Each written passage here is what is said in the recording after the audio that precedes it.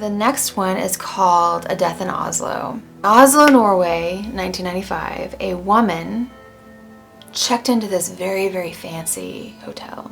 She had no credit card on file. They had nothing to identify her other than the fact that she gave a fake name. When they went to her room to get her information to pay for the hotel, they heard a gunshot, and the person who heard the gunshot ran to get help, and when they came back, she was found dead on her bed from an apparent gunshot wound that was self-inflicted.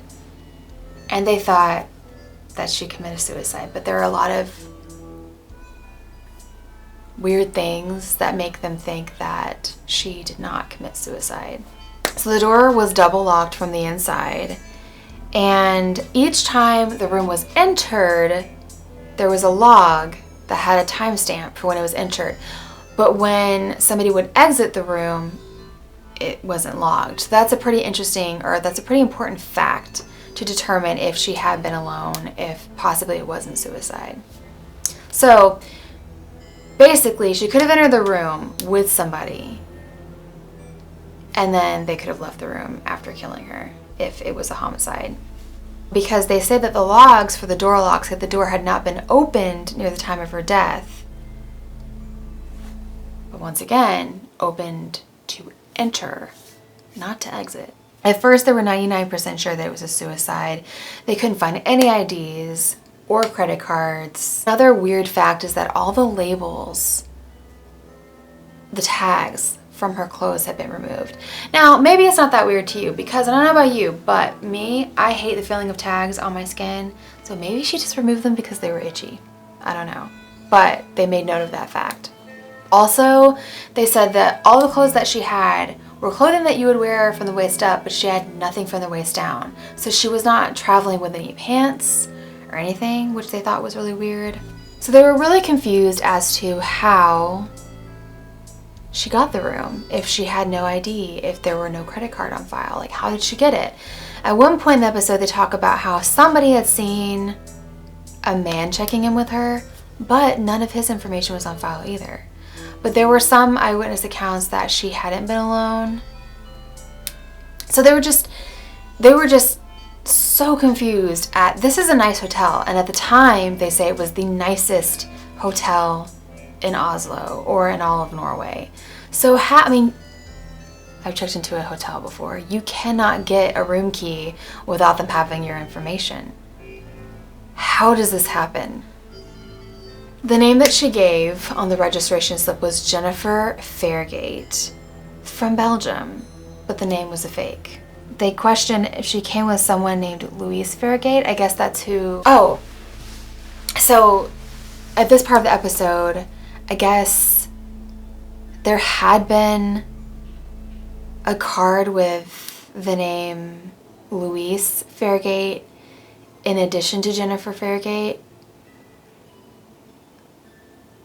But I don't know if it got erased or if that was a different card. I'm envisioning the episode in my mind, and I remember seeing a shot where they showed Jennifer and Louise Fairgate, but then Louise's name kind of like faded away. No one knows who this guy is, if he was even there. No one looked for camera footage of him, which is weird, right? Like, if there's cameras around.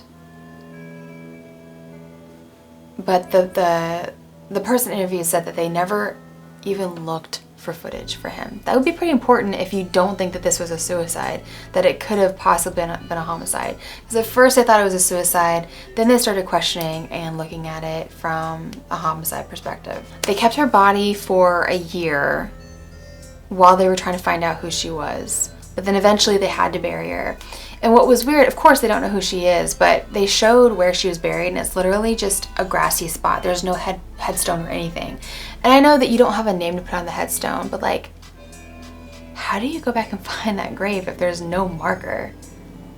So they talk about, they talk to a gun expert, and the way that the gun was found in her hand was her thumb was on the trigger. And they talked about the particular kind of gun that this was and how much of a recoil that it had. And if this was a suicide, basically, they don't think there's any possible way that she could have shot herself that way and had the gun still be in her hand. They think the gun was planted in her hand because the recoil would have been so great that it would not have stayed in her hand after she shot herself, with the type of grip that she had on the gun with her thumb being on the trigger. Another weird fact is that if she had shot herself, there would have been blood on her hand, and there was no blood on her hand, no blood spatter at all. And there was blood splatter everywhere else. How could it not be on your hand if you pulled the trigger of the gun that shot you? When they did a toxicology report, all they tested for was alcohol. Another weird thing. Why would you only specifically, I mean, this is a different country, this is not the US. And I know that when they do test for things, like there are certain tests that test for certain things, but why would you only test for alcohol? That's weird, right? Like, wouldn't you at least test for maybe some other common drugs? Why just alcohol? He had noted, according to the log of when she entered her hotel room, there was a 20-hour span to where she was gone. And so, where did she go? Who did she see? They interviewed a Norwegian Central Intelligence Officer, who I guess has since been retired. But he talks about how he thinks that she was also an intelligence officer and had a hit on her, basically. So she led a very covert life and was taken out. And he says that in his experience, his knowledge of this type of thing is that the removal of the tags would have been something that somebody would do if they had taken somebody out. The fact that nobody was looking for her, like he thinks that if she did have family, they were paid to keep quiet. They did later exhume her body and test for DNA. And what they were able to find from that is that she was European, probably from Germany, 20 to 30 years old. Here's another cool thing, is apparently you can test for levels of C4, which is an element in the air from nuclear testing. And if it's in your teeth, or if there's a certain level in your teeth, they can guess about how old you are. So they guess that she was born between 1970 and 1972. And then that's it. That's all we know about her. They were never able to find her family. They went to the town that she had put on her registration card and showed photographs, and nobody knew who she was. So they think that that town had to have had some significance to her, but they couldn't find out what that was. And that'll be another one that'll be interesting to see if anybody could say who she was, or if she was, you know, this intelligence officer and was on a job and she got taken out. At the end of every episode, they put their website that I think has been up and running since the 80s, since the beginning of the Unsolved Mysteries show called Unsolved.com. So if you have any information, you can go to this website and put in your tips, apparently. So here's another episode that's kind of similar in theme to the last one. This one is called The Washington Insider Murder. This took place in 2010, and it centers around Jack Wheeler, who was a former White House aide. He had a long history in the government. He was found in a landfill in Delaware. He was a graduate from Harvard Law, from West Point. He had a part in creating the Vietnam Memorial. He also had bipolar disorder, so that will play into the episode later on when they start looking into how weird his last couple days were before he was found in the landfill. But everyone who knew him loved him. And they couldn't think of why anybody would want to kill him, other than maybe the work that he was involved in. Speculate that it was possibly a murder for hire. He worked for a company called the MITRE Corporation, where he worked in cybersecurity. There was a neighbor who saw that his door was ajar, came into his kitchen and saw that everything was a mess. Broken dishes everywhere. 10 different agencies investigated his death because of his various ties to government. He had reported to his company that his company issued technologies had been stolen. His laptop, his briefcase. What's weird about it was he didn't call his wife or the police. He only reported this to the company, which, I mean, you would report the robbery in your home to the police and you would tell your spouse who you shared. Apparently, he had, you know, at least a couple of different homes that he shared with his wife. When he would work, he would go in and stay at this house while his wife lived in New York. So that is weird that he didn't notify anybody about this robbery that had happened in his home. So there is camera footage of him on his last day or two that is kind of helping people piece together what may have happened to him. He went to a pharmacy. There's camera footage of him going to this pharmacy, and while he's there, he's saying that he needs a ride to go and get his car. So he gets a ride from somebody.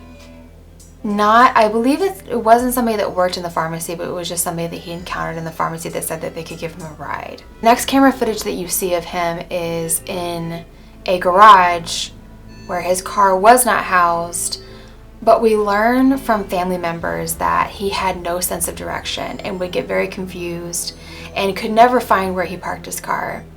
But when he arrives, he just looks agitated, he looks worried, he looks like he is looking out for somebody, that maybe he's been followed. He's got one shoe off and in his hand. It makes you think that maybe he had been attacked.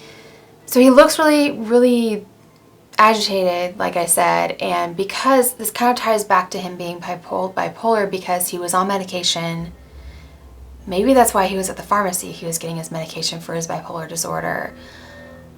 But by this point, there are theories that maybe he had been off his medication for why he looked so disoriented and disheveled. You see more video footage of him walking around or wandering around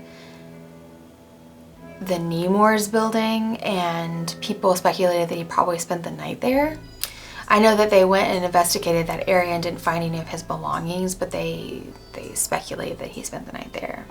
The last footage that there is of him alive is him leaving this building with a hoodie. So the police go to the landfill site where he was found, and they investigate the trash around the body. And this is some detective work here. So they determine that trash came from Newark, Delaware. So they go there and find the garbage truck that would have dumped that garbage, and went and looked in multiple dumpsters where they found his DNA. His wife said that she had no idea why he would have been in Newark. And there's a theory that he crawled into one of the dumpsters when he was out walking around disoriented, that he crawled into one of the dumpsters to get warm, because this was the end of December in Delaware, which I'm assuming it's cold.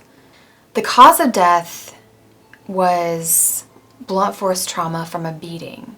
So the theory that maybe he crawled into a dumpster and got crushed inside of a garbage truck isn't consistent with the way they found him. The way they found him was that he had been beat up by a person.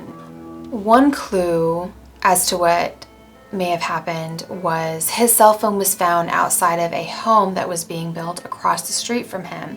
He lived in a historic area, and he and some of his neighbors were very against a new home being built amongst their historical neighborhood, as if it would take away from their home, the history of the neighborhood. So the theory goes that he had been off his medication and had a episode where he was so angry from losing his phone. His phone would have been outside of the house because there had been a report of, I don't have in my notes, but I think it was like a smoke bomb or something being set off there. And the theory is that it was him, that he did it, and that is why his cell phone was found outside of the home. And he flew into a rage when he got home, when he couldn't find his phone, and also from this house being built that he didn't want to be built. So the theory is that he destroyed his own kitchen and that his home hadn't been broken into. But it still doesn't explain the homicide. He didn't do that to himself. And another weird fact is that his cash, his Rolex, and his West Point ring were still with him when they found his body in the landfill. So anybody that had a theory that he was mugged, that kind of takes away from that theory, because if he had been mugged, those items would have been taken from him because they had value. And there is also a cash reward to finding his killer.